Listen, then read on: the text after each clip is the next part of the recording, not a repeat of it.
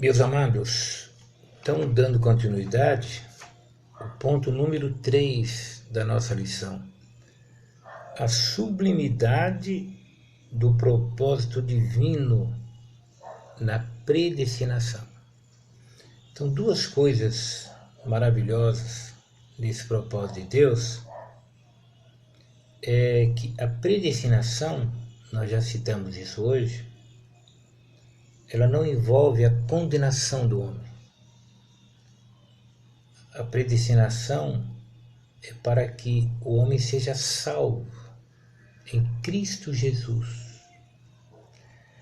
Então, quando nós lemos nas 6 vezes que essa palavra predestinação surge na Bíblia, ela não envolve condenação. Deus predestinou o homem à salvação. Agora, em Cristo Jesus é o único caminho. Então, quando nós lemos em Romanos, no capítulo 8, o verso 29 e 30, ouça, porque os que dantes conheceu, também os predestinou para serem conformes à imagem de seu Filho, a fim de que ele seja o primogênito entre muitos irmãos. E aos que predestinou, a esses também chamou. E aos que chamou, a esses também justificou. E aos que justificou, a esses também glorificou. Viram? Então, a predestinação é para que o homem seja conforme a imagem de Jesus Cristo. É para que o homem seja justificado, não é? Em Jesus Cristo. E é para que o homem seja também glorificado em Jesus Cristo. Então não há predestinação para condenação. Porém, todas essas bênçãos é em Cristo Jesus. Quer dizer, o meio de salvação está predestinado, é em Cristo. Então Deus não predestinou ninguém para a condenação, mas para a salvação. Desde que o homem crê em Jesus Cristo. É a condição, fé, arrependimento, para receber de Deus um novo nascimento. 1 Coríntios, no capítulo 2, ainda dá para a gente ver aqui o verso número 7, que diz: mas falamos a sabedoria de Deus, oculta em mistério, a qual Deus ordenou antes dos séculos para a nossa glória. Viu? Antes dos séculos, Deus já ordenou esse plano de salvação para a nossa glória. O propósito de Deus sempre foi a glória, a nossa salvação. E Efésios, no capítulo 1, versos 5 e 11, olha o 5. E nos predestinou para filhos de adoção por Jesus Cristo, para si mesmo, segundo o beneplácito de sua vontade. Olha o 11. Nele, digo, em quem também fomos feitos herança, havendo sido predestinados, conforme o propósito daquele que faz todas as coisas, segundo o conselho da sua vontade, com o fim de sermos para louvor da sua glória. Viu qual é o fim? Para sermos louvor da sua glória. Nós, os que primeiro esperamos em Cristo, em quem também vós estáis, depois que ouvistes a palavra da verdade, o evangelho da vossa salvação, e, tendo nele também crido, fostes selados com o Espírito Santo da promessa. Viram? Então, a sublimidade do propósito é que, primeiro, é um propósito para salvar o homem, eterno, antes da fundação do mundo, em Cristo Jesus. Então, aí envolve essa sublimidade desse plano glorioso da salvação. E o segundo ponto é que essa predestinação, ela teve como base, como fundamento, o amor de Deus, né? Então, o amor de Deus é o fundamento de tudo isso. Deus amou o mundo de tal maneira que deu seu Filho unigênito, para que todo aquele que nele crê não pereça, mas tenha vida eterna. Olha, quem Deus amou? O mundo. Deus amou o mundo. Como? De tal maneira. Essa palavra tal é para expressar algo imensurável, de tal maneira, né? E ele deu o seu Filho. Mas olha agora, para que todo aquele que nele crê, viu? Então Deus amou o mundo, de uma maneira sublime. Para quê? Para que todo aquele que nele crê, viu como o caminho fica estreito? A salvação é pela fé. Não pereça, mas tenha vida eterna. Então foi o amor de Deus. Nós podemos ver também, quando João, na sua primeira carta, que o apóstolo João ele escreve, no seu capítulo 4, primeira carta do apóstolo, capítulo 4, o verso 10, nós vemos assim, olha. Nós podemos ler até o verso 9 também. Olha, nisto se manifestou o amor de Deus para conosco. Olha só, que Deus enviou seu Filho unigênito, quer dizer, único da espécie.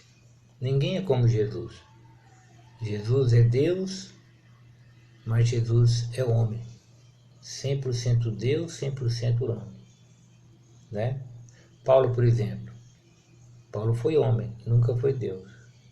Deus é Deus, nunca foi homem, mas Jesus é diferente. Jesus é Deus, é homem, único da espécie, unigênito ao mundo, para que por ele vivamos.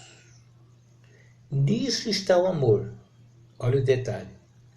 Não em que nós tenhamos amado a Deus, mas em que Ele nos amou e enviou seu Filho para propiciação pelos nossos pecados. Viu?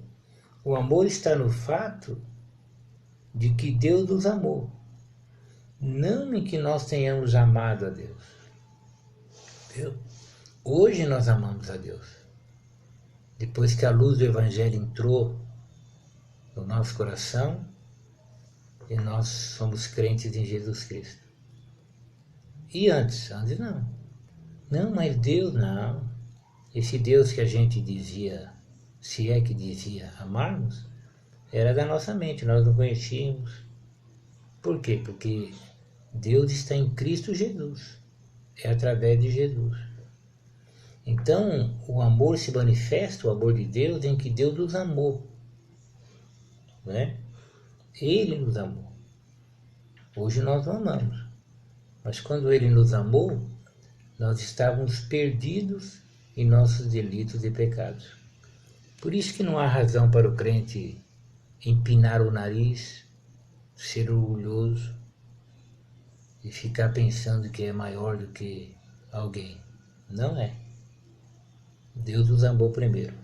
É a manifestação do amor de Deus. O verso 19. Nós o amamos porque ele nos amou primeiro. Viu? Agora nós amamos a Deus, claro. Por quê? Porque ele nos amou primeiro. Então, a salvação genuína, ela se manifesta nisto.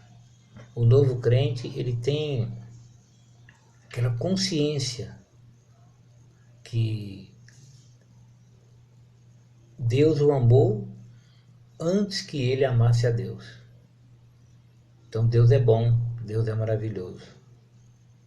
Então aí está a sublimidade da predestinação. E João até diz assim, olha, amados, se Deus assim nos amou, também nós devemos amar uns aos outros. Viu? Ora, se Deus me amou de uma maneira incondicional, antes que eu amasse, ele sendo santo, perfeito, justo, então eu devo amar o meu irmão em Cristo. Amo a Deus, mas agora como filho de Deus, eu tenho que exteriorizar, né? Demonstrar o meu amor ao meu irmão. E é assim que é a grande realidade.